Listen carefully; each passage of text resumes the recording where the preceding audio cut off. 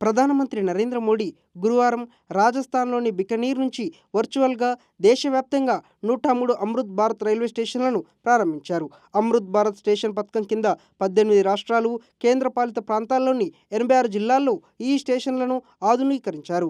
ఇందులో తెలంగాణలోని బేగంపేట, కరీంనగర్, వరంగల్, ఆంధ్రప్రదేశ్లోని సులూరుపేట రైల్వే స్టేషన్లు కూడా ఉన్నాయి. ప్రధాని మోడీ ఈ సందర్భంగా మాట్లాడుతూ అమృత్ భారత్ స్టేషన్లు రైల్వే వ్యవస్థలో కొత్త యుగానికి నాంది అని అన్నారు. ఈ స్టేషన్లు ఆధునిక సౌకర్యాలతో పాటు స్థానిక సంస్కృతిని ప్రతిబింబిస్తాయి. ప్రయాణికులకు సౌకర్యవంతమైన అనుభవాన్ని అందించడమే కాక దేశంలో రవాణా వ్యవస్థను మరింత బలోపేతం చేస్తాయి అని ప్రధాని పేర్కొన్నారు.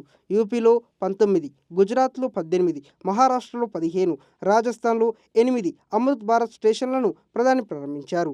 రైల్వే మంత్రిత్వ శాఖ ప్రారంభించిన అమృత్ భారత్ స్టేషన్ పథకం ద్వారా దేశవ్యాప్తంగా 1300కు పైగా రైల్వే స్టేషన్లను ఆధునిక రవాణా కేంద్రాలుగా మార్చే లక్ష్యంతో పనిచేస్తోంది. విమానాశ్రయాల తరహాలో అత్యాధునిక సౌకర్యాలతో స్టేషన్లను తీర్చిదిద్దడం ఈ పథకం లక్ష్యం.